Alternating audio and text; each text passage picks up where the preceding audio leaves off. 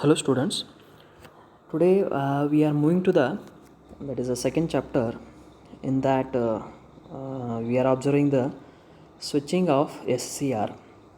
So SCR switching means how to turn on the SCR, what are the methods to turn on the SCR, and how to calculate or sorry how to check this by using the different methods. So now turn oning the SCR is also called as SCR is triggering. So this phenomena includes five different methods how the SCR can be turned on. So now what is the turn oning the SCR or triggering the SCR tells? So this is a process of making the SCR on, that is nothing but turning the SCR from forward blocking state to forward conduction state. So this is also called as a one type of the definition of triggering. And we are seeing in this slide that is total different five methods are there. First one, that is a forward voltage triggering. Second one, temperature triggering. And third one, dv by dt triggering. Fourth one, light triggering. And the last one is gate triggering.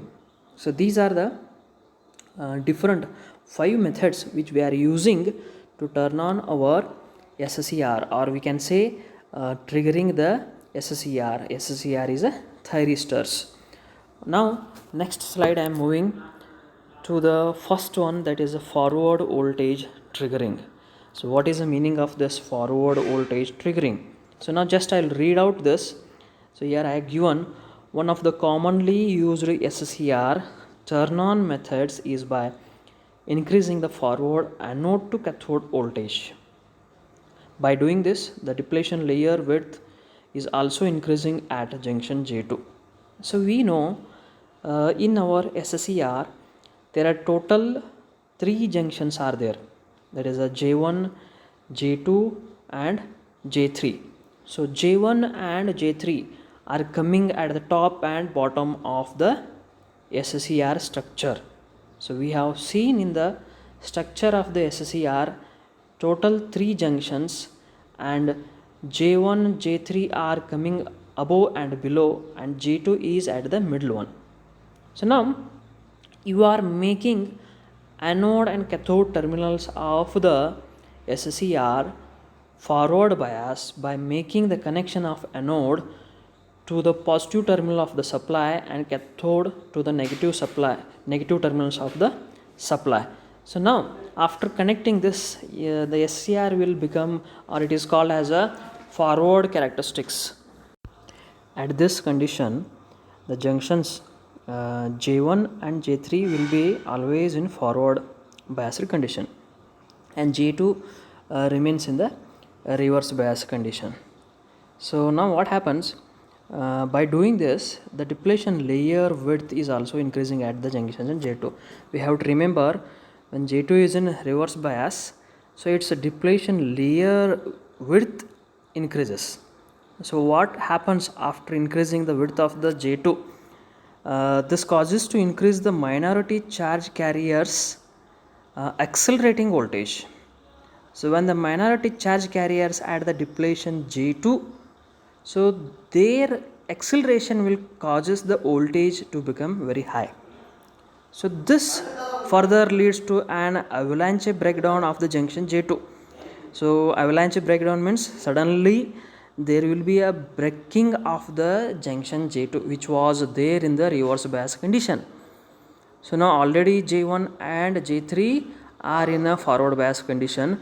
J2 was in reverse bias condition, but because of the minority charge carriers accelerating voltage, the avalanche breakdown of the J2 will be taken place, which obviously now all the junctions are going to be breaked and the current that starts flowing immediately. So this is because of the forward voltage triggering. What we have did here, we are not applied any gate voltage, because of increasing the forward voltage of the anode cathode itself. That is, we can also say VAK is greater than a VBO. So breakover voltage which was minimum assigned to the SCR, above that we are applying the anode and cathode voltage. So this is about the forward voltage triggering. And next, temperature triggering. So temperature triggering means how the atmospheric temperature and the sum of the equipment's temperature where the SCR is kept, and the surrounding area or something, the components, whatever the reason, so the temperature is going to be increased. So the SCR is going to sense this, and because of the temperature sometimes SCR is going to be turned on. So here they have mentioned by increasing the temperature at junction J2 causes the breakdown of the junction and hence it conducts. So meaning of this, at the forward bias condition of the SCR, we know anode and cathode are in the anode is positive terminal and cathode is at a negative terminal of the potential. So now J2 is again in the reverse bias condition. So now the triggering, this triggering occurs in some circumstances, particularly when the device temperature is more. And so as I said, so the device which is there, that is a SCR is there, its temperature is going to increase. So this type of triggering is practically not employed because it causes the thermal run away and hence the device or SCR may be damaged. So obviously when the temperature increases, the electronic components, maybe it is a transistor, thyristor or whatever it is, so those things are, because of the temperature, thermal run away, the thermal is going to be increased, the heat is going to be generated, heat is causing the components to damage. So but we can say temperature triggering can be happen, so without applying a gate terminal, by just using the help of the temperature we can make the SCR turn on. Next, third one, that is a dV by dt triggering. So what is a dV by dt meaning? So where it is going to occur in the SCR. Now just I'll read out this. In forward blocking state junction, in forward blocking state, junctions J1 and J3 are forward biased and J2 is reverse biased. We know this. We have kept the SCR in a forward biased state, but J1, J3 are conducting forward biased, J2 is a reverse biased. So the junction J2 behaves as a capacitor now. How the junction J2 behaves as a capacitor? Consider two conducting plates, J1 and J3 are acting as two conducting plates of the capacitor. So two conducting plates means in between of these two conducting plates there must be a space or a region that is called as a dielectric material. So now here J2 acts as a dielectric material because J2 is in between the J1 and J3. So now we will consider J2 is a dielectric material. So obviously now J1, J2, J3, combining these three, J1 and J2 acting as a plates of the capacitor and the middle J2 acts as a dielectric material of the capacitor. Now due to the space charges in the depletion region, the charging current of the capacitor is given as. So now here you can use the one equation, that is I is equal to C dV by dt. So we are considering this is a entire J1, J2, J3, we are taking it as a capacitor. So where dV by dt is the rate of change of applied voltage. So we are considering dV by dt is a rate of change of applied voltage, where we are applying the voltage to the anode and cathode terminals. So where it is changing slowly, lowest value to the highest value. So obviously it is a rate of change of the applied voltage, and C is the junction capacitance. Now we are considering the C as it is a junction capacitance. So what we can say from the above equation? So from the above equation, if the rate of change of applied voltage is large, so we are changing the voltage which was connected to the anode and cathode, large it is, that leads to increase the charging current.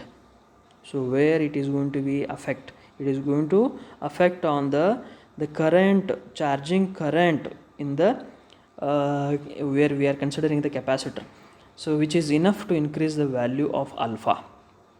So this is going to be cause, because of this, now what we can say, leakage current through the device increases also we can say.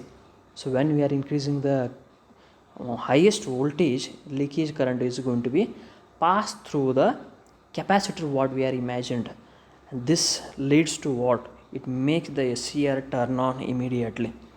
So this is a one type of a dv by dt triggering also we can say. So now next we are going to the light triggering.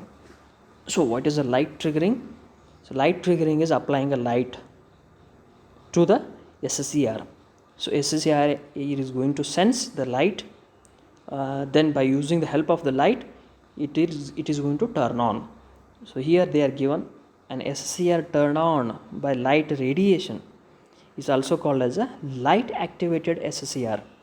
So normally we call it is as a LASCR. So LASCR means light activated silicon controlled rectifier. This type of triggering is employed or it is used for phase controlled converters in high voltage DC transmission systems.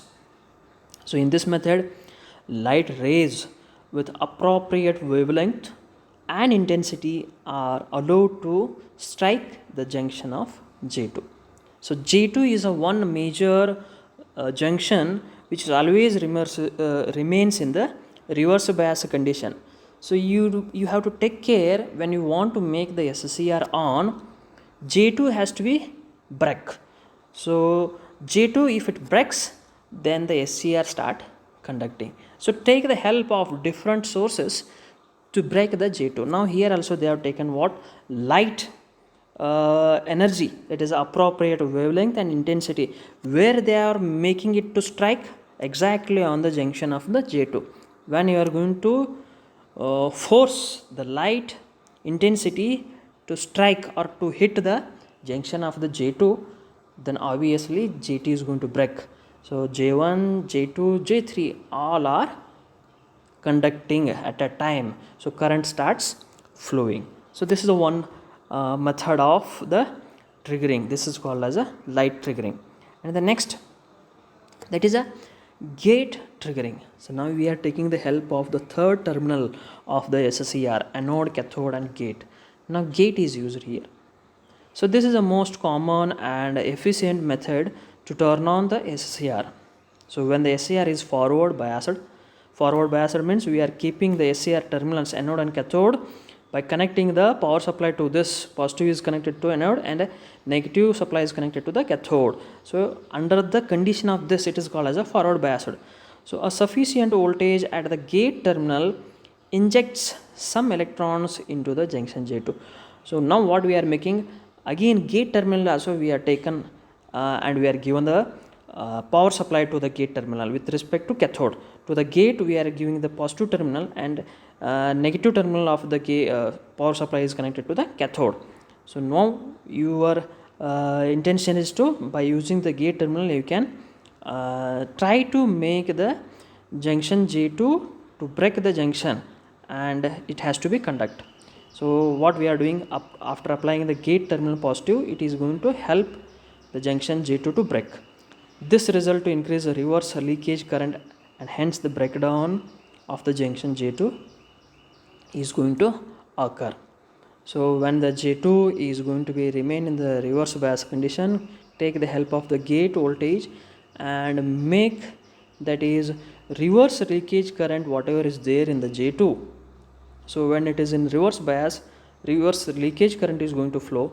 Try to increase the leakage current by using the help of the gate. Gate supply will increase the leakage current and J2 will be break down. So this is a normal way. By using the gate triggering, we are making the SCR turn on. So now this is commonly everywhere.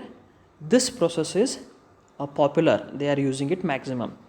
So now last one they are given, depends on the size of the SCR.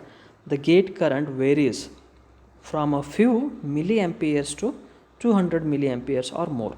If the gate current applied is more, then more electrons are injected into the junction J2 and results to come into the conduction state as much lower applied voltage. So now what we have to think, when the anode and cathode voltage is given to the SCR, it is not required to increase this forward voltage. So because forward voltage for the anode and cathode of the SCR is also turn on the SCR, but it takes a maximum voltage. So when we take the help of the gate, so by using a small amount of the voltage at the gate terminal, it immediately turns on the SCR without applying the anode cathode forward voltage very high. So this is one helpful to us. So that's why it became a popular. So by using the gate triggering, we are making the SCR turn on. So these are the number of methods how we are making the SCR turn on.